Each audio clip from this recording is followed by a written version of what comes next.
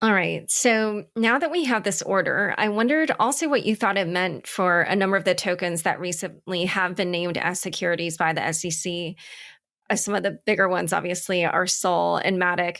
And yeah, I was curious whether you thought this kind of could help them in any way, or if, yeah, if people need to still exercise caution around those tokens.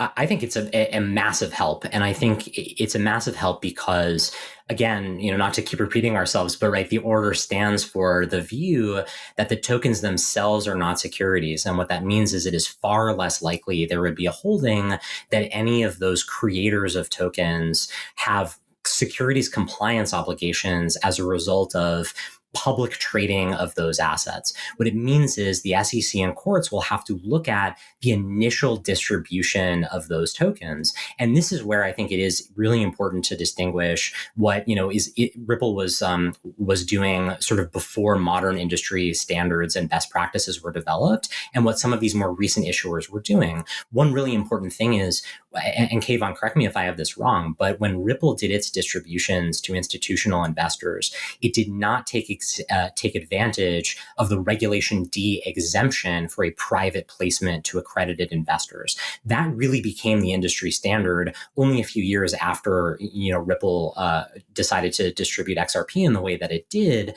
And what it means is when you look at those initial distributions for many other projects, what you're going to find is there was no unregistered public distribution of a security because those distributions were compliant with the securities laws explicitly because they complied with Regulation D. And in that case, as long as all of those compliance obligations were respected, meaning, the tokens were only sold to accredited investors, they were locked up the right way, and, all those other sort of requirements under that regulation, it means there's not going to be any violation of the securities laws. So if I'm any other issuer who followed those modern industry standards, I'm feeling very good, much more comfortable than I was before this decision came out.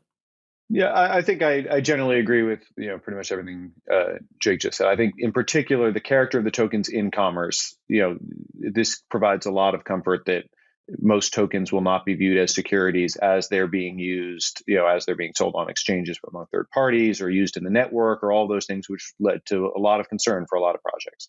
I think the institutional sales component of this does, continue to, present risk for any project that that sold tokens in their own initial sales as to whether those sales might be construed as securities offerings. And we still have issues, as we saw in Telegram, and in Telegram there was a SAFT, so there were initial sales that everybody agreed the agreement for future tokens was intended to be an exempt securities offering, but that the subsequent distribution of tokens would not be. And the court rejected that theory and said this is all one integrated scheme, and therefore it enjoined the subsequent distribution of tokens. So there are still going to be a lot of wrinkles in how you conduct initial sales, but for all those projects that you mentioned that are out there that have tokens out in the world, they should feel much more comfortable. I think that the token itself won't be construed as a security.